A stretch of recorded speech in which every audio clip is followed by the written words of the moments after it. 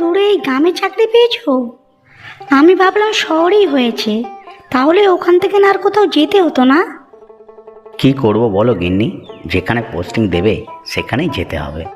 কয়েক বছর এখানে চাকরি করি, তারপর ট্রান্সফার নিয়ে শহরে চলে যাব। এখানকার মানুষজন কেমন হবে, তাদের ব্যবহার আচার কেমন হবে কে জানে। নতুন জায়গা, নতুন লোক। আমি যতদূর শুনেছি গ্রামের মানুষজন খুব ভালো হয়, একে অপরকে সাহায্য করে, সকলের বিপদাপদে এরা এগিয়ে যায়। তাহলে তো খুব ভালো গো। আমাদের শহরে তো যে যার সে তার, কেউ কারো খোঁজও রাখে না। বিপদে আপদে যা তো দূরের কথা।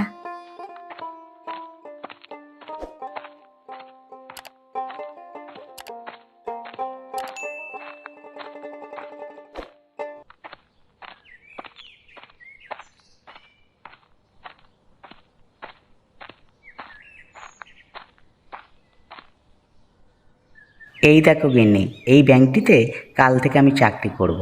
গ্রামীণ ব্যাংক তো, তাই একটু ছোট। ব্যাংক ছোট হোক বা বড়, তাতে আমার কি? তোমার মাইনেটা ঠিকঠাক হলেই হবে।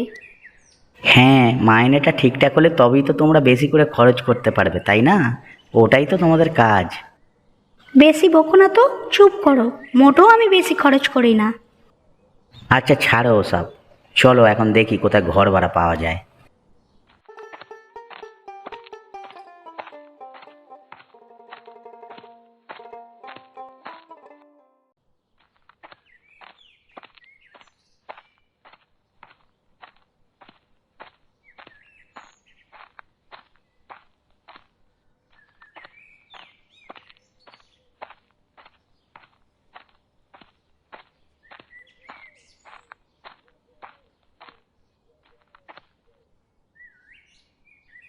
এখানে শুধু শুধু পাইচারি করছিস কেন?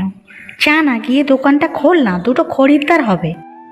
না মা, আমি ভাবছিলাম আমাদের উঠানে এক সাইডে একটা বাগান করব। দেখতে খুব সুন্দর লাগবে।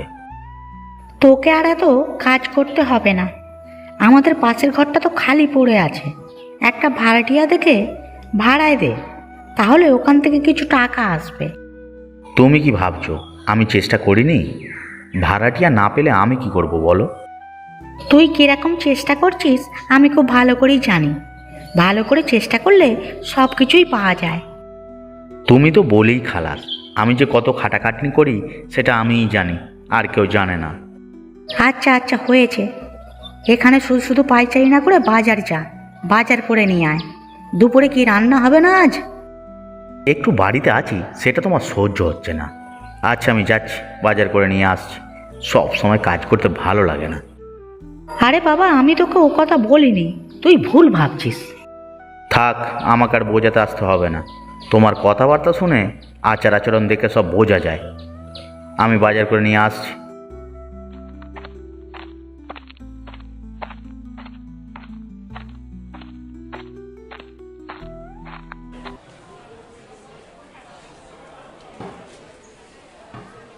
এই শোনো না, এখানে কাউকে জিজ্ঞাসা করো না এই গ্রামে কোথাও কোনো বাড়ি ভাড়া পাওয়া যায় কি না। হ্যাঁ গো গিন্নি, তুমি ঠিক কথাই বলেছ। দাঁড়াও, আমি ওই মাংসের দোকানের লোকটাকে জিজ্ঞাসা করছি। ওই দোকানটা তো খালিই আছে, কোনো খরিদ্দার নেই, এখন কথা বলতে পারবে। ঠিক আছে, আমি এখানে দাঁড়িয়ে আছি, তুমি গিয়ে জিজ্ঞাসা করে এসো।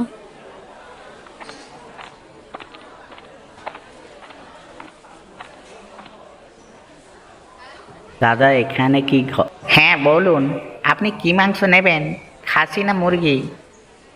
না না দাদা, আমি এই গ্রামে নতুন এসেছি। এখানে কোথাও বাড়ি ভাড়া পাওয়া যায় কি না ওটাই আপনার কাছে জানতে এসেছিলাম। মাংস আমি পরে নিয়ে যাব, এখানেই তো থাকবো এখন। ও আচ্ছা আচ্ছা, বুঝেছি।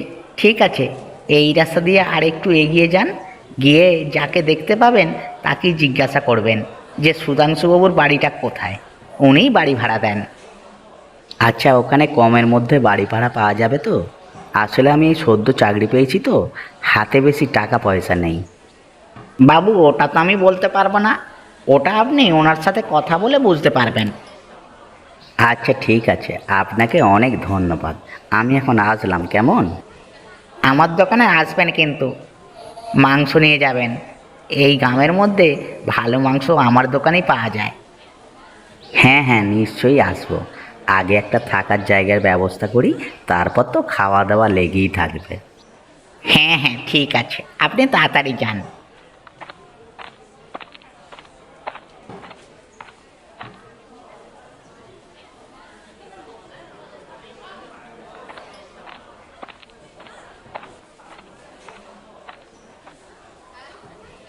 হরিপদদা, আমাকে 1 কিলো মাংস দাও তো।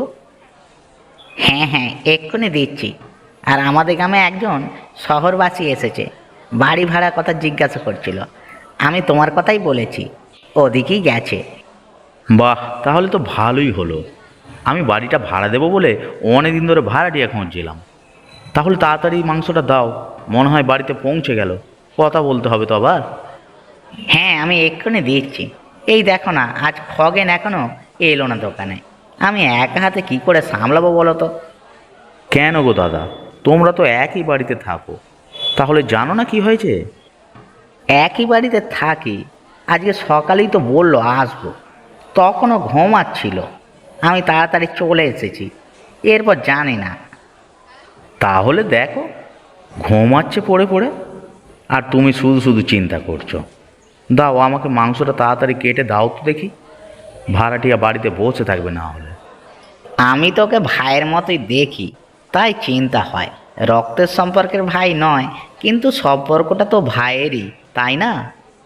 যাই বলো, তোমাদের 2 ভাইয়ের মন খুব পরিষ্কার, কারো মনে কোনো পেঁচ নেই। আচ্ছা, সেসব কথা পরে হবে। তোমার তো তাড়া আছে বললে। এই নাও, মাংস কাটা হয়ে গেছে। ব্যাগটা বাড়াও দেখি, আমি দিয়ে দিই।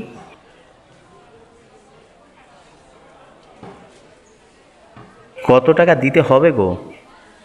1 কেজি 100 টাকা, মাংসের দাম কমে গেছে। এই নাও দাদা তোমার টাকা।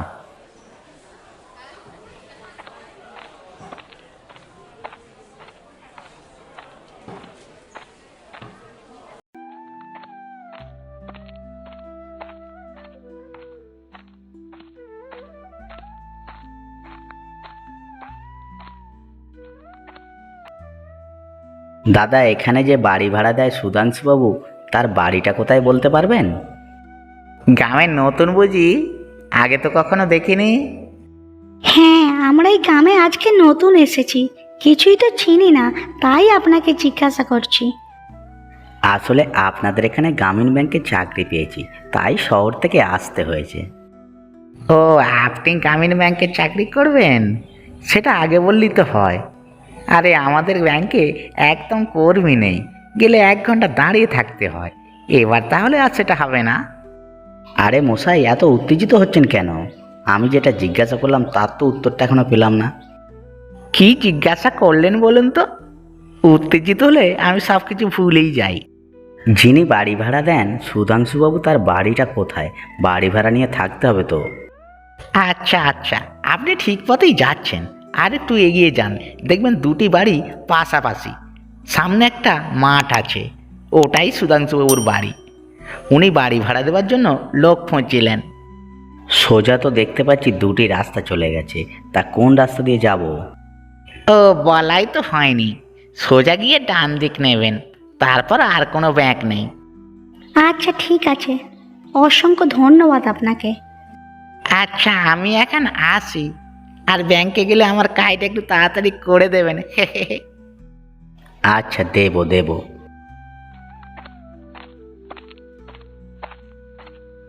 আজব লোক বাবা, কথা বলতে বলতে এত উত্তেজিত হয়ে যায়।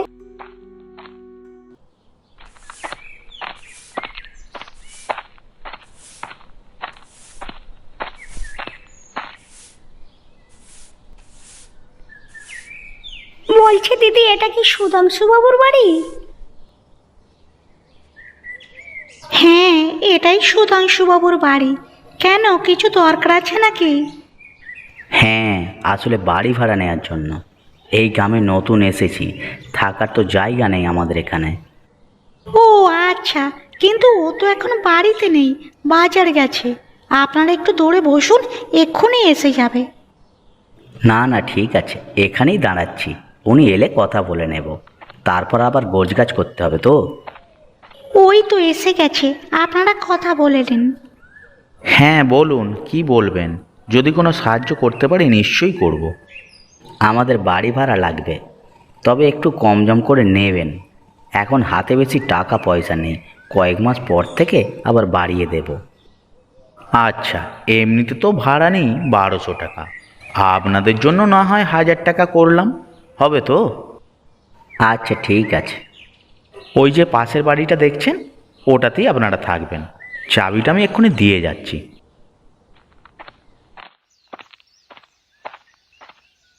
তোকে আর যেতে হবে না, আমি চাবি নিয়ে চলে এসেছি। এই নাও মা, ধরো চাবিটা।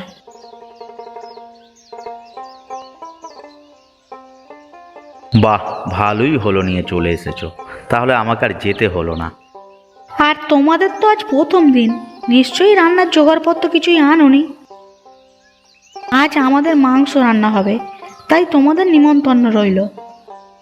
আচ্ছা ঠিক আছে, নিশ্চয়ই আসবো। এখন ঘরে যাই, ঘরটা গোছাতে হবে তো। হ্যাঁ নিশ্চয়ই।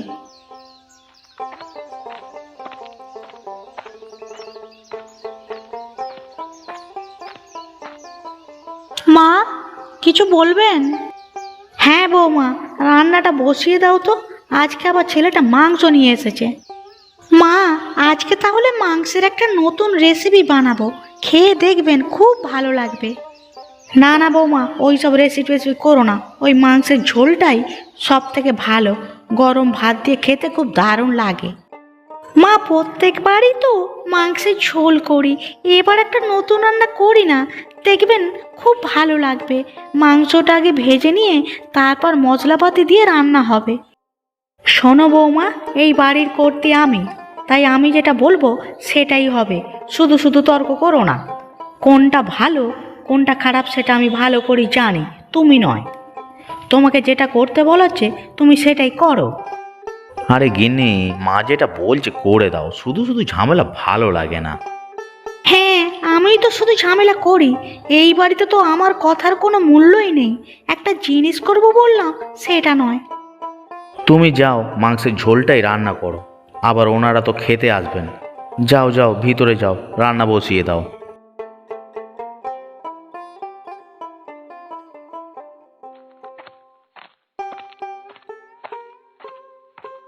তোর বউটা দিন দিন কথা শুনতে চায় না, একটু বোঝাস, গুরুজনদের কথা শুনে চলতে হয়। বাড়ি থেকে বাবা মা মনে হয় কিছু শিখিয়ে পাঠায়নি। মা তুমি চুপ করো তো, ওকে ওর মতো রান্না করতে দাও। ওর ইচ্ছাতেই যদি একদিন রান্না করে তাতে কি যায় আসে। যাও, তুমি কি কাজ করছিলে করো তো গিয়ে, তোমাদের নিয়ে আর ভালো লাগে না। আজকে আমি দোকানে যাব না, বাড়িতেই থাকবো। আচ্ছা ঠিক আছে, তাহলে ঘরে গিয়ে বস।